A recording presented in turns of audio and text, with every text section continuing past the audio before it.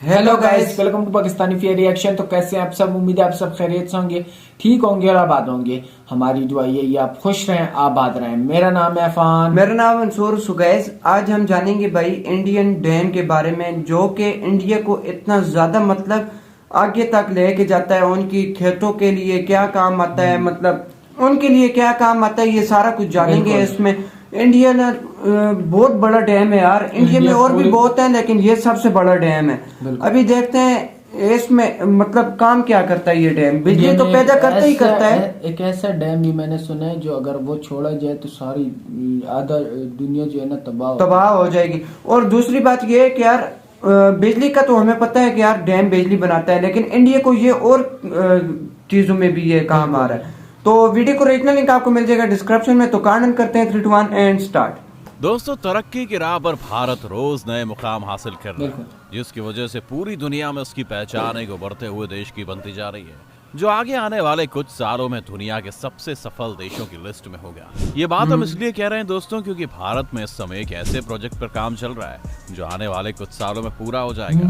और अगर वो पूरा हो जाता है तो भारत के पास होगा दुनिया का सबसे बड़ा बांध, जो कि अभी चाइना के पास है। पोलावरम परियोजना के नाम से बन रहे इस बांध की कहानी अपने आप में काफी रोचक है, क्योंकि ये बांध आज से नहीं बल्कि आजादी के कुछ सालों बाद से बन रहा है। लेकिन हर बार कुछ ऐसा हो जाता है कि इसका काम रुक जाता है। इसीलिए आज के इस वीडियो में हम आपको बताने वाले हैं कि क्या है ये परियोजना जिसके तहत भारत में बन रहा है दुनिया का सबसे बड़ा बांध। पोलावरम परियोजना का असल मकसद गोदावरी की खतरनाक बाढ़ को समुद्र से मिलने से रोकना है, क्योंकि ऐसा करना आंध्र प्रदेश की जनता के लिए एक सुखद दौर साबित होगा। चूंकि ये परियोजना इतनी ज्यादा जरूरी है कि इस बांध को पूरा करने के लिए बांध का काम तेजी से हो रहा है। ये बांध भले ही आज बन रहा है, लेकिन ऐसी परियोजना को बनाने के लिए पहली बार 1941 में प्रस्ताव रखा गया था। देश अपनी आजादी के करीब था, लेकिन आजाद नहीं हुआ था। उस वक्त इस प्रोजेक्ट के प्रस्ताव में 1,40,000 हेक्टेयर जमीन पर सिंचाई के लिए भरपूर मात्रा में पानी को पहुंचाने की बात सोची जा रही थी। लेकिन सिंचाई का पानी तो एक तरफ था, लेकिन इस बांध का सबसे बड़ा उपयोग 40 मेगावाट बिजली को बनाने के लिए। इन सारी चीजों को देखते हुए प्रस्ताव के साथ ही साथ इस बांध पर लगने वाले खर्च की कीमत भी तय की गई थी, जो कि करीब 121 करोड़ रुपए थी, जो कि आज के हिसाब से बहुत बड़ी कीमत होती है। अब जब प्रस्ताव बन गया तो जगह का भी चुनाव करना बहुत जरूरी था। इसीलिए पश्चिमी गोदावरी जिले के पोलावरम मंडल के रामनय्यापेटा की जगह को तय किया गया।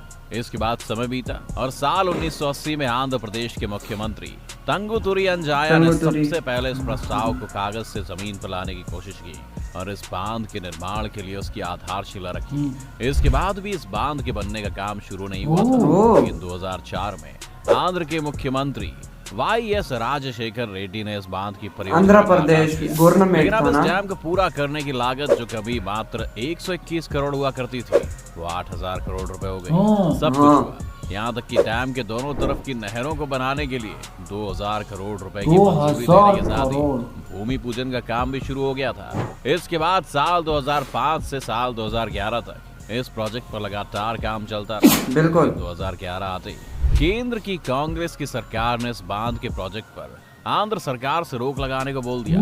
इसके बाद आंध्र प्रदेश अपने हिस्सों में बटा और उससे तेलंगाना अलग हुआ, जिसके बाद 2014 में केंद्र की NDA सरकार ने इस परियोजना को राष्ट्रीय परियोजना घोषित कर दिया, जिसके बाद आंध्र के मुख्यमंत्री चंद्रबाबू नायडू ने इस बांध के काम को अपने समय में फिर से शुरू किया। लेकिन इस बांध के बनने के काम में तेजी तब आई जब आंध्र में YS जगनमोहन रेड्डी की सरकार बनी, और इसके साथ ही इस परियोजना को अब तक के सबसे बड़े डैम, जो चाइना में जिसकी कैपेसिटी 33 लाख क्यूसेक पानी छोड़ने की है, उससे कहीं बेहतर बनाने के लिए काम शुरू हो गया है। और तय हुआ कि इस बांध को 50 लाख क्यूसेक पानी छोड़ने के लायक बनाया जाएगा। चाइना की 33 और इसकी 50 होगी। जब ये बांध पूरी तरह से बनकर तैयार हो जाएगा तो ये दुनिया का सबसे बड़ा डैम दुनिया का। ये बात तो तय है कि आने वाले समय में ये प्रोजेक्ट आंध्र में पानी की कमी को पूरा करने में पर्याप्त होगा। इस परियोजना को असल में इंदिरा सागर परियोजना के नाम से भी जाना जाता है। सिंचाई के पानी से लेकर थर्मल पावर जनरेशन तक सभी इस परियोजना के अंदर आने वाले वो फायदे हैं जिनके बारे में पूरे देश में बात हो रही है। पूरे देश में बात हो रही है। 540 गाँव में सिर्फ पीने के पानी की व्यवस्था की जाने वाली है। साथ ही स्टील इंडस्ट्री जो आंध्रा में अपने पैर मजबूत करने की कोशिश कर रही है, उसकी भी पानी की जरूरत है। हाँ। इस डैम के पानी से पूरी होगी। क्या बात ये है। फायदे हैं और भाई। से देखें तो नील क्रांति के तहत मछली पालन और टूरिज्म को भी भारी मात्रा हाँ, में मदद मिलेगी। बिल्कुल। लेकिन इन सब फायदों के बाद भी पिछले 30 सालों से बन रहा ये डैम अपने बनने के साथ ही विवादों का हिस्सा बना रहा और ये दो राज्यों के कॉन्फ्लिक्ट का शिकार होता रहा, क्योंकि ये प्रोजेक्ट जहाँ बन रहा है वो आंध्र प्रदेश की वो जगह है जो कि उसके बगल वाले राज्य छत्तीसगढ़ की सीमा के साथ लगता है। हाँ। इसलिए शुरुआत होने के साथ ही गोदावरी नदी का ये बांध विवाद का हिस्सा रहा। अब कॉन्फ्लिक्ट क्या है उसे समझ लेते हैं।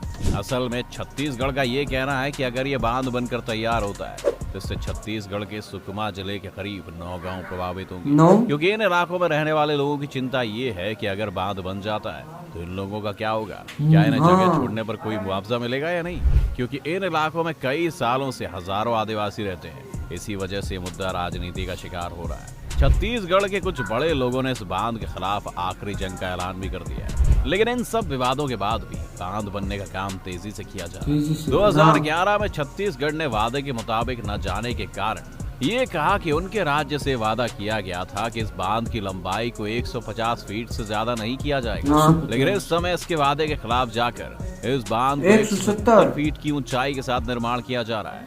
इसी बात के खिलाफ अपने राज्य के लोगों के घरों को बचाने के लिए 2011 में छत्तीसगढ़ सरकार ने सुप्रीम कोर्ट में याचिका दायर की थी। इससे पहले ओडिशा सरकार ने 2007 में एक याचिका दायर करके कहा था कि बांध से हमें कोई फायदा नहीं है, इसलिए नहीं बनना चाहिए। अब इस मामले में सुप्रीम कोर्ट का कोई निर्णय नहीं आया, लेकिन छत्तीसगढ़ की कांग्रेस सरकार ने केंद्र सरकार पर यह आरोप लगाया है कि वो बांध की ऊंचाई को कम नहीं कर रहे हैं, जिससे उनके राज्य में बाढ़ और विस्थापन का बुरा दौर देखने को मिलेगा। जैसे कि हमने आपको बताया कि ये मामला सुप्रीम कोर्ट में है, लेकिन उसके बावजूद इस डैम के काम पर कोई रोक नहीं लगी है और काम बड़ी तेजी के साथ चल रहा है। इसीलिए अब देखना होगा कि क्या सुप्रीम कोर्ट उन 40,000 आदिवासियों के घरों को बचाने के पक्ष में फैसला लेगी या फिर वो दुनिया के सबसे बड़े डैम के निर्माण को पूरा होने देगी, जिससे भारत का विश्व में परचम लहराया जा सके। इस सब का जवाब आने वाला समय देगा, लेकिन आप इस मामले में अपनी क्या राय रखते हैं हमें कमेंट। यार इसी के साथ ही ये हुई वीडियो खत्म। तो आज हमने देखा भाई दुनिया का सबसे बड़ा डैम बन रहा है और इंडिया में बन रहा है 33 लाख क्यूसेक आता है चाइना में, और इधर भाई 150 150 लाख क्यूसेक का पानी इंडिया में आएगा और काफी लोग जो है ना अभी वर्ल्ड रिकॉर्ड बन जाएगा इसमें। हाँ। की वजह से भाई अभी दूसरा 9 गांवों की कुर्बानी देनी पड़ेगी, लेकिन अभी हो क्या सकता है यार? ऐसा है कि मिसाल अगर गांव के इनको अपना एक खर्चा दे दे अपने एक साइड पे, यानी इससे बहुत फायदे हो सकते हैं। फायदे हो भी सकते हैं भाई, इससे कितने बड़े बड़े अवार्ड मिलेंगे इन्हें। भाई डैम है और किससे दुनिया का सबसे बड़ा भाई, दुनिया का सबसे बड़ा चाइना को भी टक्कर दे देगा। हाँ। दूसरा ये कि यार कितने ऐसे मुल्क हैं जो पानी की वजह से महरूम है जो और उधर पानी है इसी की वजह से भाई यहाँ से इंडिया से पानी जाएगा और दूसरा पैसे मिलेंगे, इंडिया को मुनाफा करेगा होगा और कुछ जो है ना कैसे, यानी पानी की कमी नहीं। हमारी तो यही राय है यार, ये बनना चाहिए। आपकी क्या राय है वो कमेंट सेक्शन में जरूर बताइएगा। तो मिलते हैं नेक्स्ट वीडियो में, तब तक के लिए अपना बहुत ज्यादा ख्याल रखिएगा। तो यार बाय।